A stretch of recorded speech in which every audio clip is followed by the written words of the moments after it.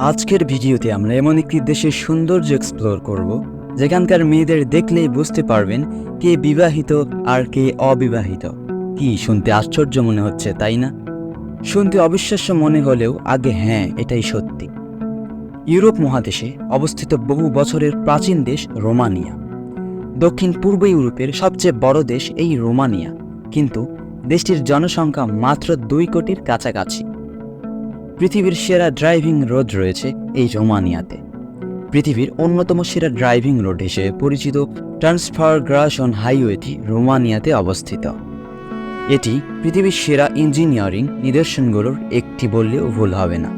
শোনা যায় রোমানিয়ার প্রকৃতি এতটাই সুন্দর যে সেই প্রকৃতির সৌন্দর্য উপভোগ করতে ব্রিটেনের যুবরাজ চার্লস ছুটে চলে গেছেন বহুবার।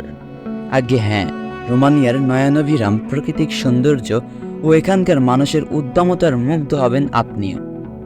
এখানকার সাধারণ মানুষের আত্মীয়তা, বন্ধুত্ব ও আন্তরিকতা যে কারো মন ভোলাতে সক্ষম।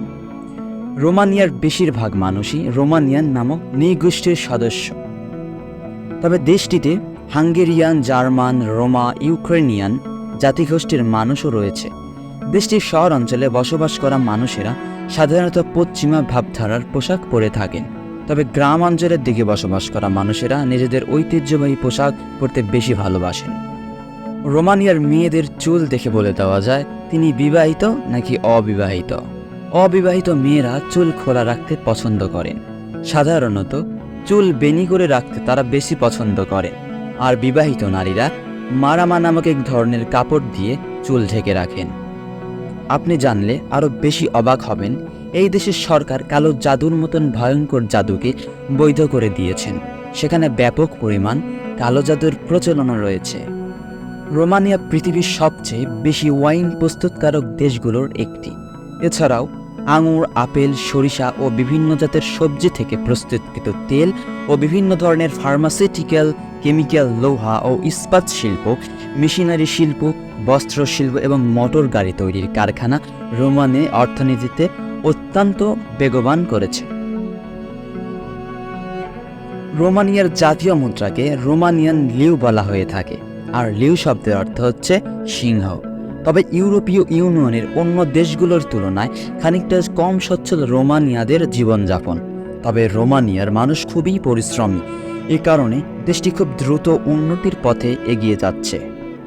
এমনকি প্রকৃতি থেকে পাওয়া প্রচুর পরিমাণে খনিজ তেল ও পৃথিবীতে জমা থাকা স্বর্ণের এক বিশাল ভাণ্ডার রোমানিয়াতে রয়েছে বলে ধারণা করা হচ্ছে। রোমানিয়ার মানুষ তাদের বন্ধুসুলভ আচরণ এবং অতিথি আপ্যায়নের জন্য বিভিন্ন দেশের মানুষের কাছে খুবই সমাদর।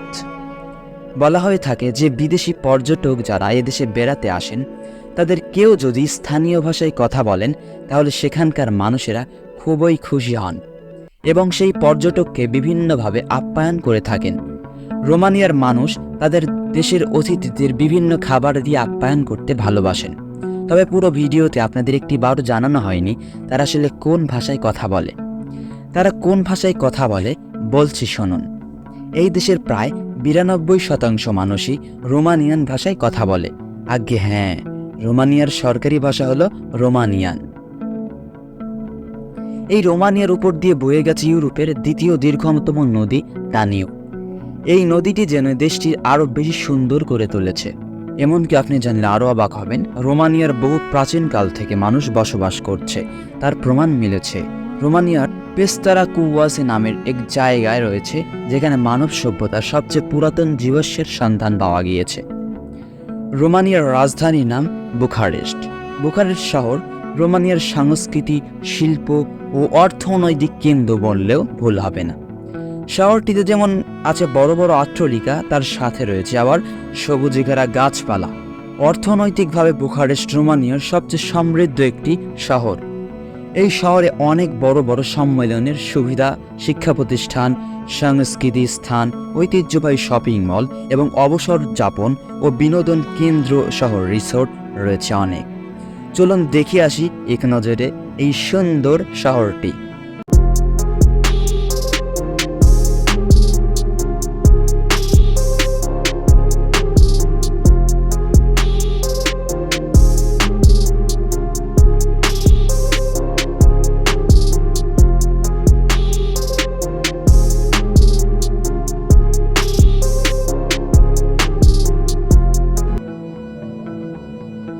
রোমানিয়া হচ্ছে পূর্ব ইউরোপের একটি দেশ, যার আয়তন 2,38,397 বর্গ কিলোমিটার। তবে দেশটির বাসিন্দা মাত্র 2 কোটির কাছাকাছি। হ্যাঁ, আর গাড়ি চালানোর দিক রাইট সাইড। আজকের ভিডিওটি কেমন লাগলো কমেন্ট করে অবশ্যই জানান, এবং পাশে থাকা সাবস্ক্রাইব বাটনটি প্রেস করে এখনই সাবস্ক্রাইব করে রাখুন আমাদের চ্যানেলটি।